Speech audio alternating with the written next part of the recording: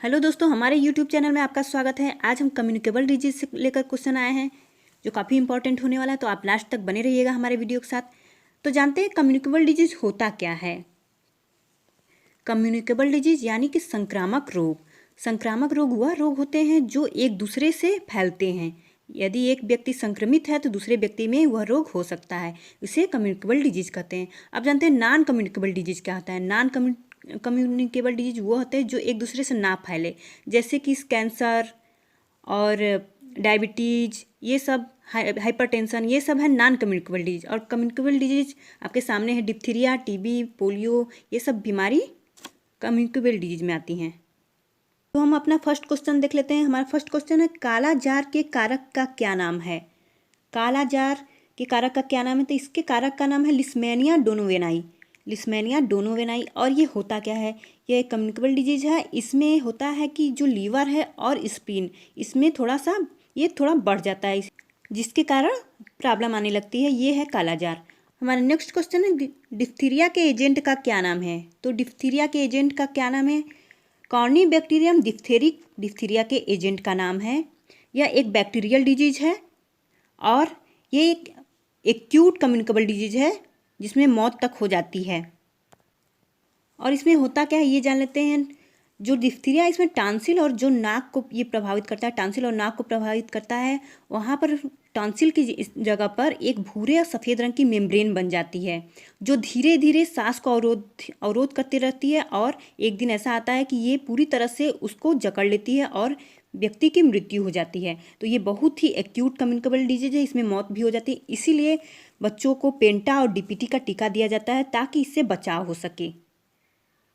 Next question, TB कैसा रोग है। तो टीबी एक कम्युनिकेबल डिजीज है और टीबी जो होता है इसका जो कारक है ये होता है माइकोबैक्टीरियम ट्यूबरकुलोसिस। ये एक बैक्टीरियल डिजीज है। इस बीमारी का सबसे अधिक प्रभाव फेफड़ों पर पड़ता है। फेफड़ों के अलावा ब्रेन है, यूट्रस है, मुंह, लीवर और किडनी, गले आदि में भी हो सकता है।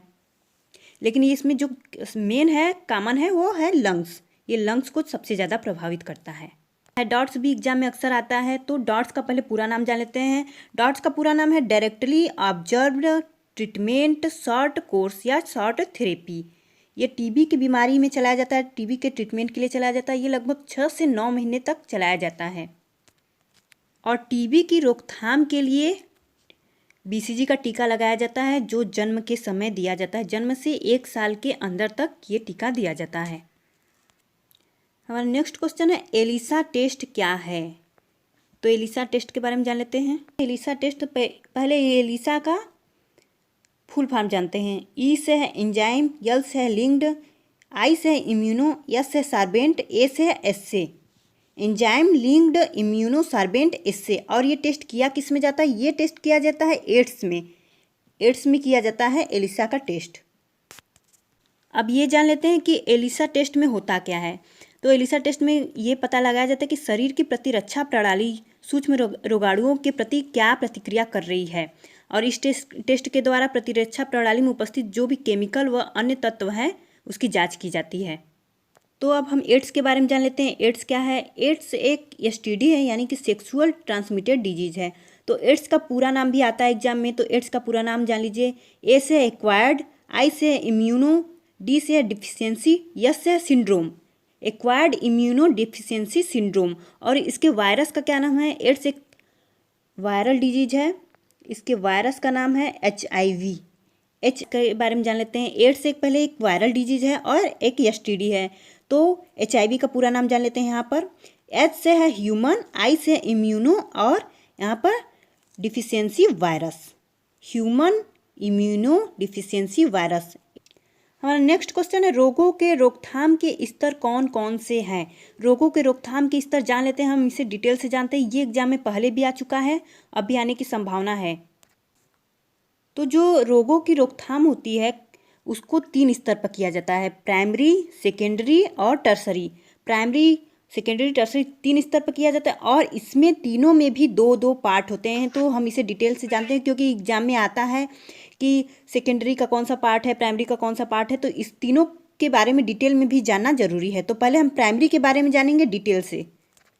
तो हम पहले प्राइमरी प्रिवेंशन के बारे में पढ़ लेते हैं। प्राइमरी प्रिवेंशन, इसे हिंदी में प्राथमिक रोकथाम कहते हैं। इसमें दो आते हैं, दो रोकथाम आएंगे। पहले हेल्थ प्रमोशन और सेकेंड रहेगा स्पेसिफिक प्रोटेक्शन। हेल्थ प्रमोशन में क्या होता है? हेल्थ प्रमोशन में स्वास्थ्य की वृद्धि की जाती है। इसे हिंदी में कहेंगे स्वास्थ्य की वृद्धि।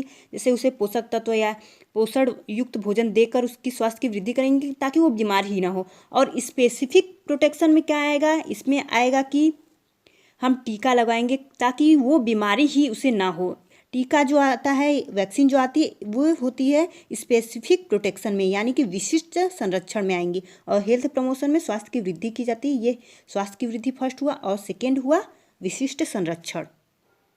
और हमारा सेकेंडरी प्रिवेंशन यानी कि द्वितीय रोकथाम क्या है? द्वितीय रोकथाम में आएगा हमारा फर्स्ट आएगा शीघ्र रोग निदान, यानी कि इसमें टेस्ट करके उस रोग के बारे में पहले ही जान लिया जाता है। और सेकेंड रहेगा इलाज, इलाज यानी कि उसका ट्रीटमेंट। तो फर्स्ट हुआ शीघ्र रोग निदान और सेकेंड हुआ इलाज। प्रिवेंशन, टर्सरी प्रिवेंशन में भी दो पार्ट आएंगे। पहला आएगा अक्षमता का परिसीमन, सेकेंड हो जाएगा पुनर्वास।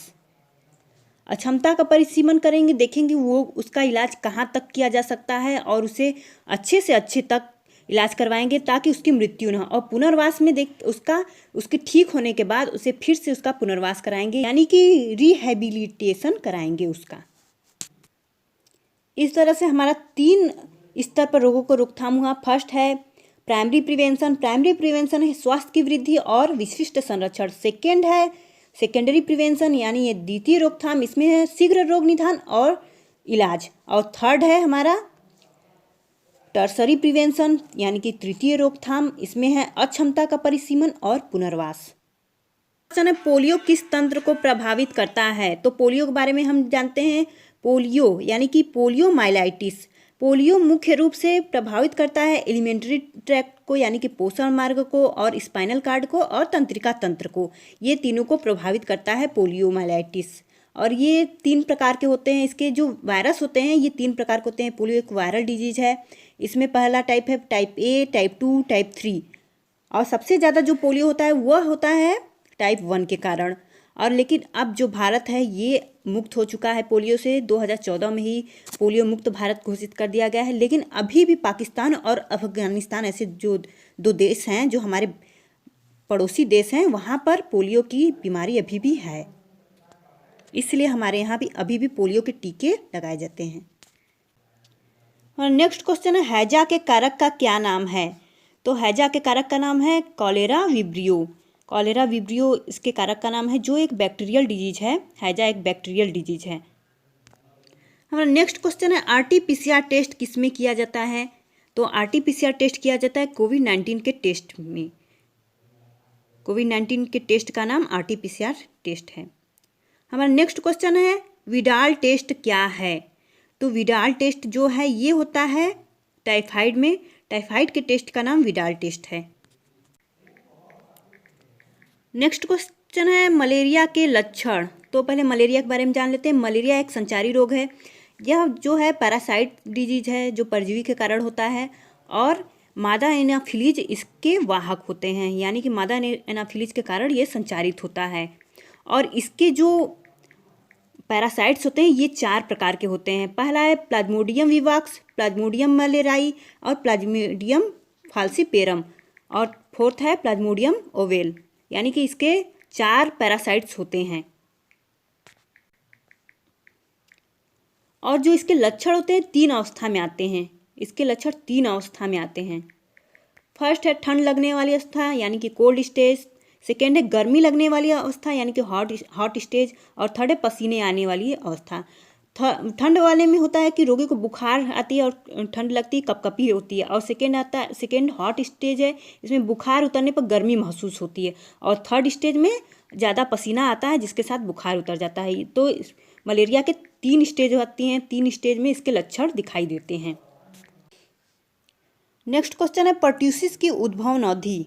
तो पर्ट्यूसिस के बारे में पहले जान लेते हैं। पर्ट्यूसिस है एक कम्युनिकेबल डिजीज है जो मुख्यतः श्वसन मार्ग को प्रभावित करती है। और इसके जो एजेंट का नाम है वो है बार्डिटेला पर्ट्यूसिस।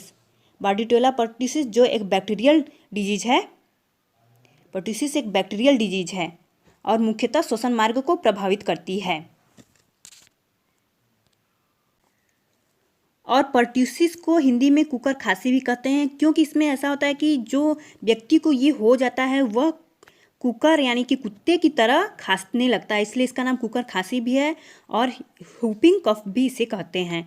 और इसके जो बैक्टीरिया का नाम है वो है बार्डीटेला पर्ट्यूसिस और इसकी उद्भवन अवधि है 7 से 14 दिन, लगभग 7 से 14 दिन इसकी उद्भवन अवधि है। और इसके बचाव के लिए डीपीटी का टीका दिया जाता है और पेंटा का टीका दिया जाता है। और जो डेंगू का मच्छर है, एडिज मच्छर, यह साफ पानी में अंडा देता है। ये एक बिल्कुल साफ पानी में अंडा देता है, इसलिए बोला जाता है कि घर में या फिर घर के बाहर कहीं भी छत पे साफ पानी भी इकट्ठा ना होने दे, क्योंकि इससे डेंगू का खतरा बढ़ता है। क्योंकि एडिज जो मच्छर है ये साफ पानी में अपना लार्वा देता है। नेक्स्ट क्वेश्चन है, रेबीज के वायरस का क्या नाम है? तो रेबीज के वायरस का नाम है लैसा वायरस। ये जानवरों के द्वारा होता है। जो जानवर रेबीज से संक्रमित हैं, लैसा वायरस से संक्रमित हैं, उसके द्वारा यह बीमारी, उनके काटने के द्वारा यह बीमारी इंसानों में फैलती है। नेक्स्ट क्वेश्चन है, हाइड्रोफोबिया क्या है? हाइड्रोफोबिया जान लेते हैं। हाइड्रो यानी कि जल, फोबिया माने डर। हाइड्रोफोबिया यानी कि जल से डर लगना। ये बीमारी होती है, रेबीज में होती है। जब किसी को रेबीज हो जाती है, जानवर, कोई भी जानवर काटने के कारण, तो ये बीमारी हो जाती है हाइड्रोफोबिया। उसमें ये मेन लक्षण है, रेबीज के मेन लक्षण है हाइड्रोफोबिया, जिसमें वह पानी से डरने लगता है। तो दोस्तों, हमारा वीडियो आपको कैसा लगा हमें कमेंट के जरिए ज़रूर बताएं। और अगर आपने अभी तक हमारे चैनल को सब्सक्राइब नहीं किया तो प्लीज़ सब्सक्राइब कर लें और बेल आइकन ज़रूर दबा लें, जिससे हमारे वीडियो के सारे नोटिफिकेशन आप तक सबसे पहले पहुंचते रहें। और वीडियो अगर अच्छा लगा तो प्लीज़ शेयर करें, कमेंट करें, लाइक करें।